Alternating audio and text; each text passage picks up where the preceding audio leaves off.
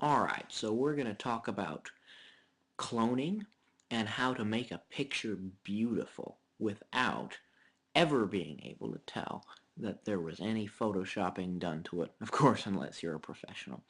So many of you might have seen this picture that I have here that I've showcased it in class, etc. And you can see there are these signs here. This is a picture on some lots right near our property that are going to be built on. There's going to be a couple houses built, and those signs are construction signs.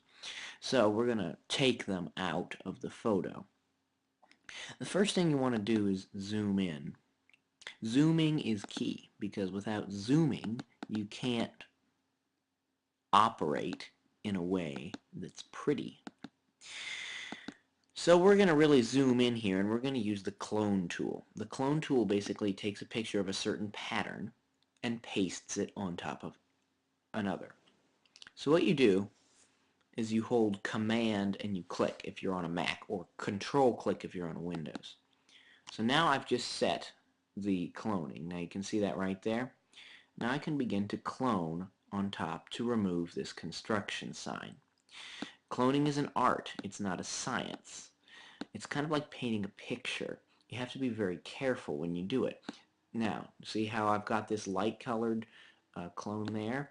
Well, I scroll up and I say, oh, well, that kind of turns dark on that hill there, so I got to set a new clone source on the hill to get rid of the top of the sign there. Oh, I still see a little bit of clone left there. Oh, but I then ruined the difference between the two hills, so I got to go back to the darker red hill to restore it. See, now right about there you've got a pretty good balance. This kind of thing takes a long time. When I finished this picture, it took about an hour of clone work. Now, there's another technique I'd like to well, we might as well finish getting rid of the sign here, just for ADHD purposes, and I'm kind of going quickly and doing somewhat of a sloppy job, but the point being, um, what you have to do is use an artistic eye with the clone tool. Now there's another tool that you really also should use, and that's the airbrush tool, because when you zoom out cloning, you can see the pattern that you pasted on top of whatever you're trying to clone out, and that just kind of helps. No, sorry, that's the wrong tool. Um, there we go. Airbrushing kind of helps straighten out lines and those patterns that you want to avoid when you clone. Alright, so now I'm going to show you, I'm going to zoom out.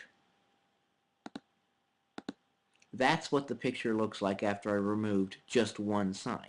Now you notice you've also got some shadows going on here, a little green alien lens flare over here, and I'll just show you what the picture looks like after a lot of artistic cloning. And that's this. As you can see, the signs are gone. The shadows are gone, the green alien's gone. Because the signs, as you can see here, went over these trees, see how they went over the trees there? I had to actually do a lot of very artistic cloning to reconstruct those trees right there in the background. So what you got to take away from this is that it takes a minute to learn, a lifetime to master. To figure out how to clone from a source is easy. To do it and make it look good is hard.